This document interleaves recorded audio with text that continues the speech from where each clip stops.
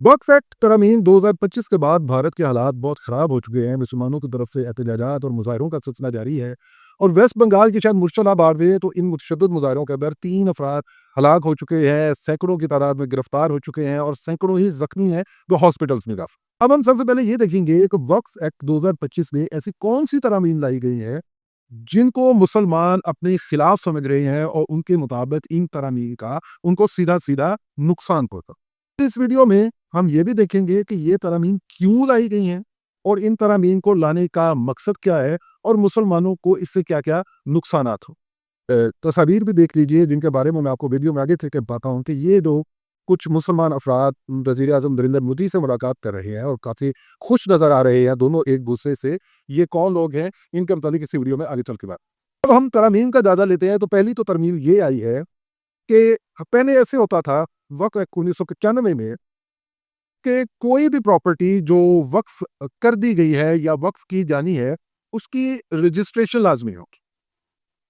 अगर मुसलमान वहाँ पे 10 साल या 15 साल या 20 साल या लंबे अरसे से वहाँ पे नमाज पढ़ रहे हैं या नमाज जनाजा पढ़ा रहे हैं या वहाँ पे कोई मदरसा है तो उसको वक्फ ही समझा जाता था। लेकिन अब जो नई तरमीम आई है इसके मुताबिक ऐसा नहीं होगा। चाहे 50 साल से वहाँ पे नमाज पढ़ी जा रही हो, लेकिन जब उसको वक्फ डिक्लेयर करना है तो पहले उसकी मुकम्मल कानून के मुताबिक रजिस्ट्रेशन जरूरी है। दूसरी तरमीम इसमें यह आई है कि वक्फ एक्ट 1995 के मुताबिक कोई भी शख्स जो सिख है, हिंदू है, क्रिश्चियन है, जैन है, बुद्धिस्ट है या किसी भी दूसरे मजहब से ताल्लुक रखता है, वो मुसलमानों को अपनी प्रॉपर्टी मुसलमानों की मजहबी रसूमात की अदायगी के लिए वक्फ कर देता। लेकिन 2025 तरमीम के बाद कोई भी गैर मजहब मुसलमानों को प्रॉपर्टी वक्फ नहीं कर सकता ता वक्त है कि वो 5 साल से प्रैक्टिसिंग मुसलमान हो। तीसरी तरमीम इसमें यह आई है कि पहले हर एक स्टेट का, भारत की हर एक स्टेट का एक वक्फ बोर्ड होता था और किसी भी तनाज़े की सूरत में वक्फ बोर्ड एक सर्वे कमिश्नर का तयन करता था। वो सर्वे कमिश्नर मौके पर जाके वक्फ प्रॉपर्टी के कागजात वगैरह चेक करके बोर्ड को रिपोर्ट करता था और उसके बाद उस वक्फ प्रॉपर्टी का तनाज़ा अदालत की बजाय वक्फ ट्राइब्यूनल में सुना जाता था। वक्फ ट्राइब्यूनल में एक मुस्लिम लॉ एक्सपर्ट होता था जो दोनों ग्रुप फरीकों की बात सुनकर शरीयत के मुताबिक फैसला करता है। लेकिन अब इसको बदल दिया गया है, जो सर्वे कमिश्नर है इसको इसका काम खत्म कर दिया गया है। अब इसमें जो डिस्ट्रिक्ट कलेक्टर है वो खुद जांच पड़ताल करेगा जाकर और अपनी जो रिपोर्ट है वो सर्वे जो वक्फ ट्रिब्यूनल है उसको देगा। वक्फ ट्राइब्यूनल जो है अब उसके अंदर जो मुस्लिम लॉ एक्सपर्ट था जो शरीयत के मुताबिक फैसला करता था उसको तब्दील कर दिया गया है। उसकी जगह एक डिस्ट्रिक्ट जज जो है उसको तो मुतय्यन कर दिया गया है जो शरीयत की बजाय जो इंडियन सिविल कोड है, जैसा पाकिस्तान में पाकिस्तान सिविल लॉ है, इसी तरह वो इंडियन सिविल लॉ जो है उसके मुताबिक उस प्रॉपर्टी के तनाज़े का हल करे। अब जो इसमें अगली तरमीम आई है वो ये है कि पहले ये होता था कि जो मुसलमानों की वक्फ इमलाक का केस होता था वो सिर्फ और सिर्फ जो वक्फ ट्राइब्यूनल है इसके पास ही जाता। वक्फ ट्राइब्यूनल उसका जो भी फैसला करता था उसका किसी भी और फोरम पे अपील का हक नहीं होता था। यानी कि वक्फ ट्राइब्यूनल का केस जो वक्फ ट्राइब्यूनल के पास आ गया उसकी किसी किस्म की कोई अपील किसी और सिविल अदालत में या किसी हाई कोर्ट में या सुप्रीम कोर्ट में नहीं की जा सकती थी। लेकिन अब इस तरमीम के बाद जो वक्फ ट्राइब्यूनल जिसमें मुस्लिम लॉ एक्सपर्ट की जगह डिस्ट्रिक्ट जज आ गया है उसके फैसले को हाई कोर्ट सुप्रीम कोर्ट में चैलेंज किया जा सकता है। तो इसमें अगली तरमीम आई है वो ये आई है कि लिमिटेशन एक्ट के अंदर पहले ऐसे था कि जो मुसलमानों की वक्फ प्रॉपर्टी थी इसके मुतालिक जो वक्फ बोर्ड था वो खुद अगर केस करना चाहे तो उसकी मियाद थी 100 साल। यानी कि वो एक तनाज़े की शक्ल में 100 साल के अंदर अपना केस किसी भी अदालत के सामने लेके जा सकता। जैसे कि भारत के अंदर आम जो लिमिटेशन एक्ट है उसके मुताबिक कोई भी सरकारी प्रॉपर्टी जो है उसका केस सरकार खुद 30 साल के अंदर कर सकती है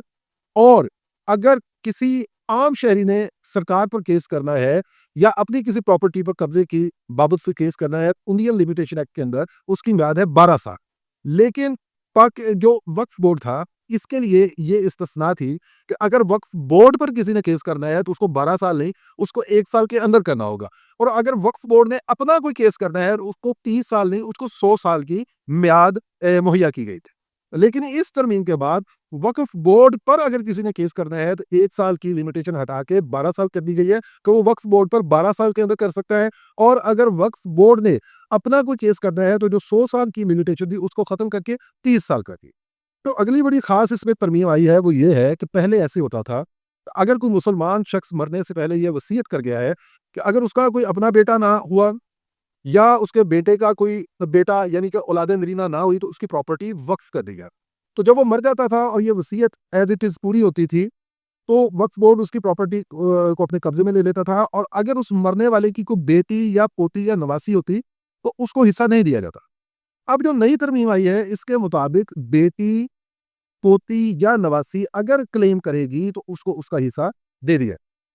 اور اس کے بعد جو ایک اور ترمیم آئی ہے وہ یہ ہے کہ پہلے جو وقف بورڈ ہے ان کا نمائندہ غیر مسلم نہیں بن سکتا تھا، صرف مسلمان ہی ان کے نمائندہ بن سکتے، لیکن اب ڈسٹرکٹ اور اسٹیٹ لیول اور سینٹرل لیول پر اس میں دو دو غیر مسلم ممبران بنے گی۔ اچھا، اب اس میں جو میجر چینجز آئی ہیں وہ یہ ہے کہ وقف بورڈ کا جو پہلے آل ان آل تھا کردار نہایت محدود کر دیا گیا ہے، اس کے اختیارات ڈسٹرکٹ کلیکٹر کو دے دیے گئے ہیں۔ ڈسٹرکٹ کلیکٹر ریکارڈ مینٹین کرے گا، تمام کاغذات وہی چیک کرے گا۔ وقف ٹرائبونل جو ہے اس کے اندر سے مسلم لا ایکسپرٹ کو ہٹا دیا گیا ہے، وہاں پہ ڈسٹرکٹ جج کو لے آیا گیا ہے جو پہلے شریعت لا کے مطابق مسلمانوں کے املاک کے فیصلے ہوتے تھے، مذہبی املاک کے، اب وہ ایڈیت سے رپورٹ کے مطابق۔ اب ہم اس کے پریکٹیکل نقصانات کی طرف آتے ہیں کہ مسلمانوں کو ان ترامیم کا پریکٹیکل نقصانات کیا ہوں۔ اب کوئی بھی شخص اٹھ کر ڈسٹرکٹ کلیکٹر کے پاس درخواست گزار سکتا ہے، چاہے وہ ہندو ہے، سکھ ہے، کرسچین ہے، جین ہے، بدھسٹ ہے، کسی بھی مذہب سے تعلق رکھتا ہے، کہ یہ جو مسلمانوں کی پراپرٹی ہے یہ ڈسپیوٹڈ ہے، یہ اس کو چیک کیا جائے، اس کے کاغذات کیا ہے۔ تو ڈسٹرکٹ کلیکٹر جو ہے وہ امینڈمنٹ 2025 کے مطابق اس کے اگر کاغذات چیک کرے گا، اس کی ڈاکومنٹیشن پوری نہ ہوئی، اس کی رجسٹریشن نہ ہوئی، تو وہ اس کا وقف کینسل کر کے اس کو سرکاری تحویل میں لے سکتے۔ یہ بندہ جو درخواست دے گا یہ مفاد عامہ میں درخواست دے گا، جس طرح ہمارے ہاں اکثر گاؤں دیہات میں یا شہروں میں لوگ مفاد عامہ میں 32-34 کی درخواست دے دیتے ہیں اسسٹنٹ کمشنر کے پاس کہ یہ شخص نے قبضہ کیا ہوا ہے، یا اس شخص نے انکروچمنٹ کی ہوئی ہے، یا یہ ناجائز سرکاری پراپرٹی پر ناجائز طریقے سے قابض ہے۔ تو اگر وہ ثابت ہو جائے چیز تو 32-34 کی کاروائی اس کے خلاف انیشیٹ کر دی جاتی ہے، اور وہ پراپرٹیز مسمار کر دی جاتی ہیں، واگزات کروا لی جاتی ہیں، گورنمنٹ اپنے قبضے میں واپس لے لیتے۔ تو پہلے جو مسلمان خود آل نال تھے اب وہ ڈسٹرکٹ کلیکٹر کے مرہون منت ہے۔ ڈسٹرکٹ کلیکٹر مسلمان بھی ہو سکتا ہے، کسی بھی مذہب سے تعلق رکھ سکتا ہے، کسی بھی سوچ کا ہو سکتا ہے، کچھ بھی ہو سکتا ہے۔ پھر جس طرح مسلمان پہلے کسی مخیر سکھ کو یا کسی امیر سکھ کرسچین یا ہندو کو قائل کر لیتے تھے کہ آپ کے نزدیک مسلمانوں کی آبادی ہے تو آپ اپنی پراپرٹیز میں سے تھوڑا سا حصہ مسلمانوں کو عبادت کے لیے دے دیجئے، تو کچھ اچھی سوچ رکھنے والے غیر مسلم جو تھے، جو یہ سمجھتے تھے کہ چاہے ان کے خدا کی عبادت ہو یا مسلمان اپنے خدا کی عبادت کریں، عبادت تو ایک ہی خدا کی ہونی ہے، تو وہ اپنی پراپرٹی جو ہے وہ ان کو مذہبی امور کے لیے وقف کر دیا کرتے تھے۔ تو اب یہ دروازہ بند ہو گیا ہے، مسلمان جو ہے وہ کسی بھی دوسرے مذہب کے انسان کو فائل کر کے اس سے پراپرٹی نہیں لے سکتے اپنی عبادت کے لیے یا کسی بھی مذہبی فریضے کے کو سر انجام دے۔ اب یعنی کہ مسلمانوں کو پرانی 50-50 60-60 سال 100 سال پہلے کی جو وقف شدہ املاک ہیں ان کے بھی ڈاکومنٹ جو ہے وہ پورے کرنے پڑیں گے، اور آئندہ جو پراپرٹیز وقف ہوں گی ان کی مکمل ڈاکومنٹیشن جو ہے وہ پوری کرنا پڑے گی، وہ پھر ہی وقف تصور ہو۔ یہاں پہ میں یہ بتاتا چلوں آپ کو کہ پاکستان حکومت نے بھی وقف ایکٹ امینڈمنٹس 2020 کی تھی، جس کے بعد کافی مظاہرے اور بڑا شور مچا تھا۔ اس میں پاکستان حکومت نے بھی 90 دن کی لمیٹیشن لگا دی تھی کہ اگر کوئی پراپرٹی وقف ہوتی ہے تو اس کو وقف کی جو نیت کی ہے بندے نے، جس دن اس نے ہینڈ اوور کیا اس کے 90 دن کے اندر رجسٹر کروانا ہوگا، اور جو پرانی پراپرٹیز ہیں ان کو بھی اب نئے سرے سے رجسٹر کروانا ہوگا۔ اس پہ ایک شور اس لیے مچا تھا کہ عموماً اس طرح ہوتا ہے کہ کالونیز ہوتی ہیں یا کوئی جگہ ہوتی ہے تو وہاں پہ کچھ کمزوریاں ہمارے اندر ہی ہیں، کوئی ڈسپینسری کی جگہ ہے یا کوئی پبلک کی کوئی جگہ ہے، کوئی پارک ہے، تو وہاں پہ جلدی جلدی مولوی آزاد جو ہے یہ مساجد تعمیر کر لیتے تھے، تو ان کے ڈاکومنٹیشن ہوتی ہی نہیں، یعنی تو ان کے وقف کے ڈاکومنٹس ہوتے ہی نہیں ہیں۔ اور یہ جینوئن کیسز کے اندر بھی ایسے ہی ہوتا ہے کہ کسی آدمی نے پراپرٹی جو ہے وہ وقف کے لیے ڈکلیئر کر دی ہے، تو مولوی آزاد جو ہوتے ہیں کہ جلد از جلد ان کی نیت ہوتی ہے کہ ہم وہاں پہ قبضہ کر لیں، کہ کوئی دوسرے مسئلہ کا جو مولوی ہے نا وہ وہاں پہ نہ قبضہ کر لے، تو یہ جلدی جلدی وہاں پہ چار دیواری کر کے اپنا سسٹم شروع کر دیتے ہیں، اور وہ لوگ جس نے وقف کی تھی وہ مطلب اللہ کو پیارا ہو گیا یا وہ کہیں چلا گیا، تو یہ کبھی وقف کو رجسٹر کروانے کا سوچتے ہی نہیں تھے۔ یہی حال جو ہے وہ انڈیا کے اندر بھی ہے، انڈیا کے اندر جو بولتے پتہ ہے کہ وقف بورڈ ہی حال نال ہے، اس کا کسی اور کے پاس فیصلہ جانا ہی نہیں ہے، تو اکثر جو مساجد اور مدارس اور جو اس طرح کی چیزیں دی ان کو رجسٹرڈ کروانے کا انہوں نے سوچا ہی نہیں، اور وہاں پہ بہت ساری مساجد اور مدارس جو ہے وہ رجسٹرڈ نہیں ہے. تو اب اگر ان کو رجسٹرڈ کروانے کے لیے وہ جائیں گے تو فرض کیا جس بندے نے ان کو وقت کی تھی, جس کے نام وہ آج تک ریکارڈ کے اندر پراپرٹی مینٹین ہوتی ہوئی چلی آ رہی ہے, اس کے بچے ہی نہیں مانتے, وہ ڈاکومنٹیشن دیتے ہی نہیں, وہ ریکارڈ فراہم کرتے ہی نہیں, تو وہ پراپرٹی جو ہے وہ ان بچوں کے پاس واپس چلے جائے گی. یا اگر کسی چیز کی سرکار خود کلیمنٹ ہے تو وقف کے ڈاکومنٹس نہ ہونے کی صورت میں وہ پراپرٹی واپس گورنمنٹ کو چلی جائے. اب وہ ٹائم لیمٹ بڑھا دی گئی ہے,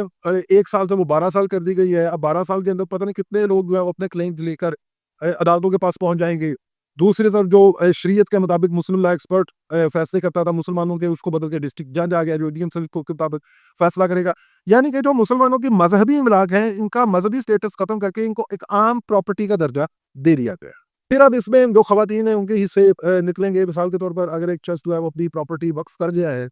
تو اس میں اس کے بیٹے ہونے کی صورت میں بھی بیٹیاں جو ہے وہ کلیم کر سکتی. مثال کے طور پر اگر کوئی 10 مرلے کر گیا تو اس کی 4 بیٹیاں یا 5 بیٹیاں اگر واسیہ وغیرہ ہے تو وہ ڈال ڈول کے اس میں سے مطلب 6واں حصہ اور 8واں حصہ وہ اگر لے جاتی ہیں تو پیچھے جو وقف شدہ پراپرٹی ہے وہ ساری کوئی 10 مرلے میں سے 1-2 مرلے ہی بچتی ہیں جو وقف ہو. اب میں یہاں پہ یہ اس سوال کا جواب دینے سے پہلے کہ یہ ہوا کیوں ہے, یہ کس نے کروایا, میں سچر کمیشن کا یہاں پہ حوالہ دے رہا.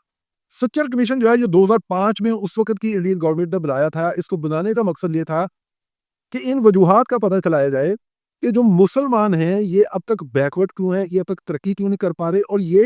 باقی جو مذاہب ہیں ان سے پیچھے کیوں. سچر کمیشن نے 9 سال کی تحقیقات کے بعد 2014 میں, اس وقت منموہن سنگھ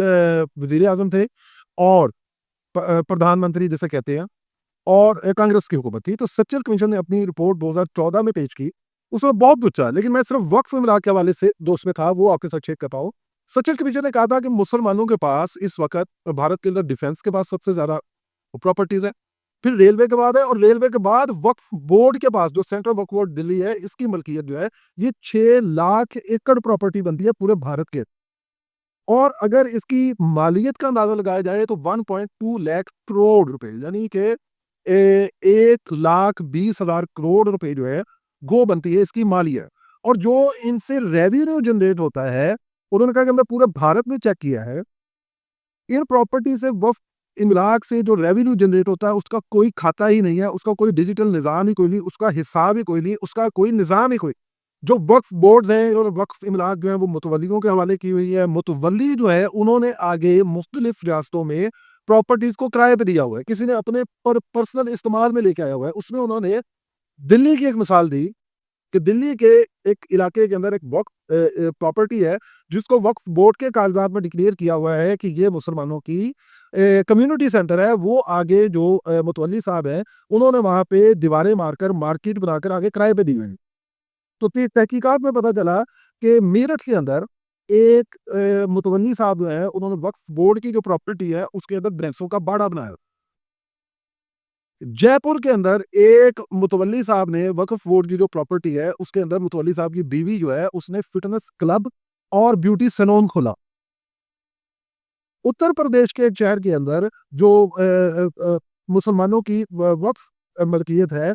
اس کو متولی صاحب جو ہے انہوں نے کلب بنایا ہوا ہے جس کے اندر سوئمنگ پولز ہے. اب جو سچر کمیشن کی یہ رپورٹ تھی اس کے بعد انہوں نے بتایا کہ اگر کہ مسلمانوں کی یہ تمام املاک ہیں اگر ان کا صحیح سے استعمال ہو, ان کے ریونیو کا ایک مکمل نظام ہو, ان سے ریونیو جو ہے جنریٹ ہو, اور وہ وقف بورڈ جو ہے وہ ایمانداری سے اگر مسلمانوں پر لگائے تو مسلمانوں کو کسی اور فنڈ کی, کسی اور حکومتی امداد کی ضرورت ہی نہیں ہے. جو اس سچر کمیشن میں یہ بھی تھا کہ جو ہماری تحقیقات کے دوران وقف بورڈ نے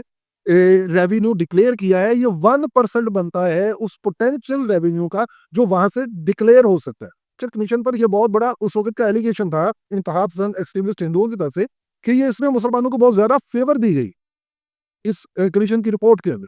اس کمیشن نے یہ رپورٹ منظم کی تھی کہ جو وقف بورڈ کی املاک ہیں ان میں ان کے انتظام میں کرپشن ہے, مس مینجمنٹ ہے, اور ان کا یوز ہی مسلمانوں کے حق میں نہیں کیا جا رہا. جو متولی ہیں وہ وقف بورڈ ممبران کے ساتھ مل کر اس کو مس یوز کر رہے ہیں, مسلمانوں کے انٹرسٹ کے اگینسٹ اس کا یوز کر رہے ہیں. میں یہ 2-3 دن کے اندر یہ اتنا ڈیٹا اکٹھا کیا اور اس کا انالیسس کیا ہے, اور مجھے اس میں نریندر مودی اور وہ ان کی تو بیڈ انٹینشن نظر آئی ہے.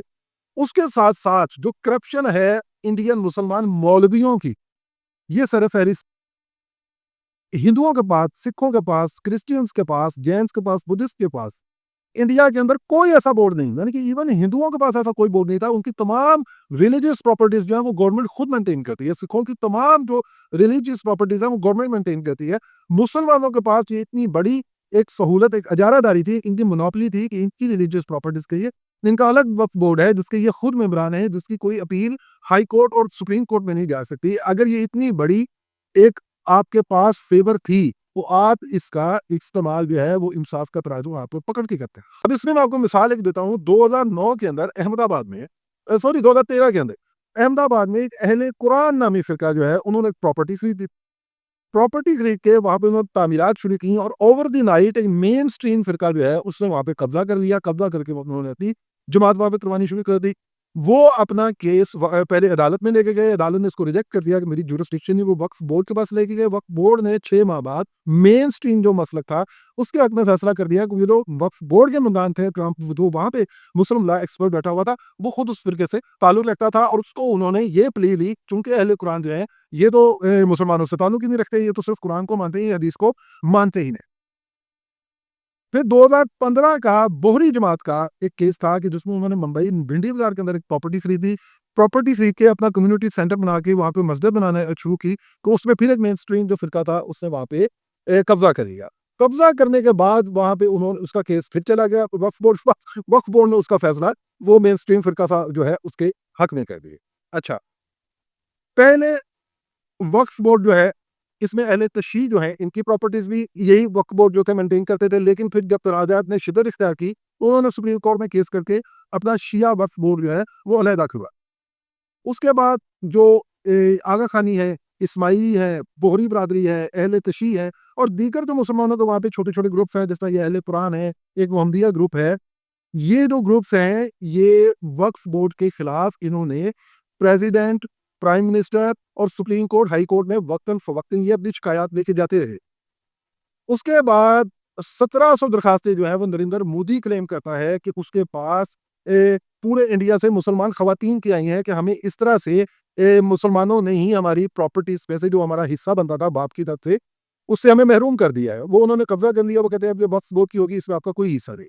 تو چاہیے تو یہ تھا کہ جب آپ کے پاس اتنی بڑی فیور تھی تو آپ انصاف کا ترازو ہاتھ میں پکڑتے. ایسے تمام گروپس ہیں، اب چاہے کوئی اہل قرآن ہے یا کوئی بھی ہے، تو ایک ایسا ملک جہاں پہ آپ پہلی مائنورٹیز کے اندر ہیں، مائنورٹی کے اندر ہے، وہاں پہ اپنے اندر مائنورٹیز بنانے کا آپ کو فائدہ نہیں، نقصان. اور وہ نقصان آپ کو ہو گئے. آج وہ ساری بوری برادری، وہ اسماعیلی برادری، وہ سارے جو ہے وہ نریندر مودی کے ساتھ کھڑے ہوئے ہیں. وہ اس وقت کمنٹمنٹ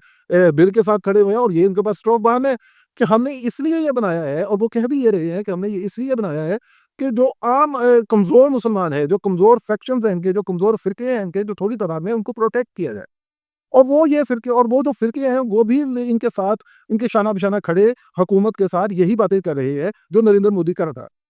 املاک سے ریونیو جنریٹ ہوتا، وہ ریونیو مسلمانوں پر لگا ہوتا، وہ چیز واضح طور پر نظر آ رہی ہوتی. آپ نے انصاف کا ترازو آپ کے ہاتھ میں تھا. یہ جو چھوٹے چھوٹے مسائل تھے، عورتوں کے کوئی جائیداد لینے آ گئی ہے، کوئی کچھ ہو گیا، اس کا اگر فیصلہ یہ مولوی جو ہے یہ بیٹھ کے کسی ایمان انصاف کے مطابق کرتے تو آج یہ نوبت نہ آتی. گھر کی لڑائیاں اگر گھر کے اندر ہی سیٹلڈ ہو جائے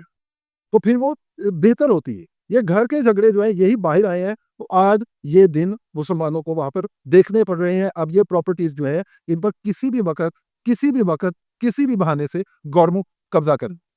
اور پہلے یہ بھی ہوتا تھا کہ اگر کوئی ریلوے پروجیکٹ ہے، ہائی وے پروجیکٹ ہے یا گورنمنٹ کا کوئی پروجیکٹ ہے تو اس کی راہ میں اگر کوئی وقف پراپرٹی آ گئی ہے تو وقف پراپرٹیز کا یہ اصول تھا کہ اب اس کو واپس نہیں لیا جا سکتا. تو وہ وہاں سے ختم ہو جاتا تھا. وہ پروجیکٹ جو ہے اس کو یا بائی پاس کر دیا جاتا تھا یا اس کو بند کر دیا جاتا. لیکن اب ڈسٹرکٹ کلیکٹر کے پاس سارے اختیارات ہیں تو وہ کوئی بھی ایلیگیشن لگا کے اس پراپرٹی کو ایکوائر کر سکتے.